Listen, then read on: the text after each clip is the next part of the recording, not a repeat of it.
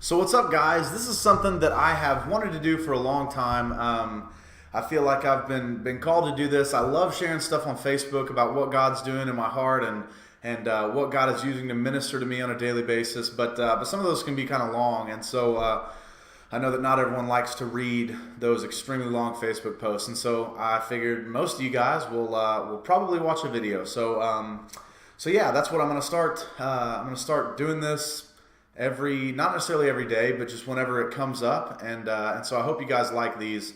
We'll see how this goes, but regardless, I think that this is going to be this is something that I've wanted to do for a long time, and so here goes. Bear with me, because this could be pretty bad. But anyway, so today I wanted to talk about the idea of church and Christianity kind of being a spectator sport. And so I think that a lot of times we think that our role is to go to church and basically come home. We listen to our pastor speak. That's our job. His job is to speak. Our job is to listen. And I just don't think that could be any further from the truth. I think that God is calling each and every one of us to do something specific. We've all got a job. And so if our job in ministry is not speaking on a pulpit, I mean, that's an extremely small look at what God's kingdom is doing and all of the work that He's doing. And so I think that the majority of what's going on is us discipling the people that we work with, the people that we live with, you know, our kids, our wives, our husbands, our roommates, whoever that may be, but the people that we're with all the time. God is calling us to do that. You notice there's so many times. I mean, Jesus is the most significant part of Jesus' ministry was not standing up and preaching to thousands. It was the day-to-day stuff with the disciples, just sitting around a campfire talking just about their day and how to get closer to Jesus and all of these things. And so I think that applies to us the same way. The most significant part of our ministry is not going to be these big epic things. It's going to be the day in, day out stuff that God is calling us to do. And I know that a lot of times we don't feel important enough, right? And so I think we have to establish the difference between significance and importance. Importance, that fuels our ego, but significance fuels the kingdom. Significance is a kingdom thing, importance is an ego thing. And so we have to start putting these things together to realize that each and every one of us is called to do something specific. You know, this spectator sport deal, this is not what Jesus intended.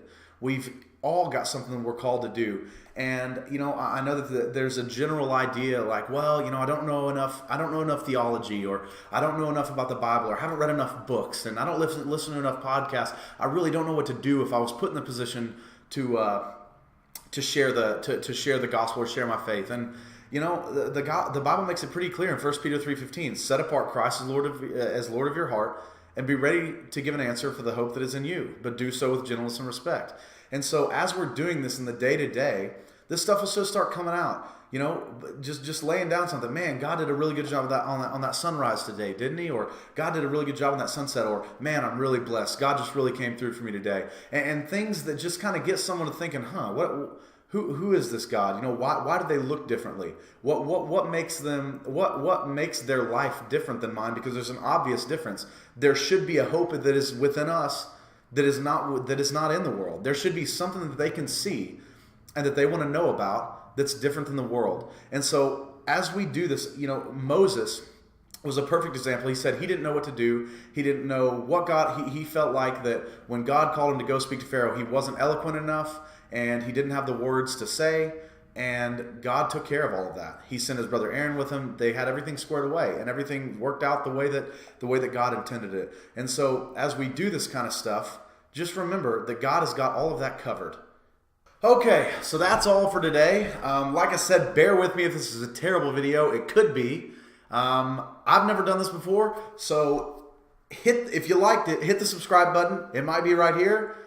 It might be right here. I'm not totally sure on YouTube where that button is, but if it is there, whichever side it's on, press it if you liked it.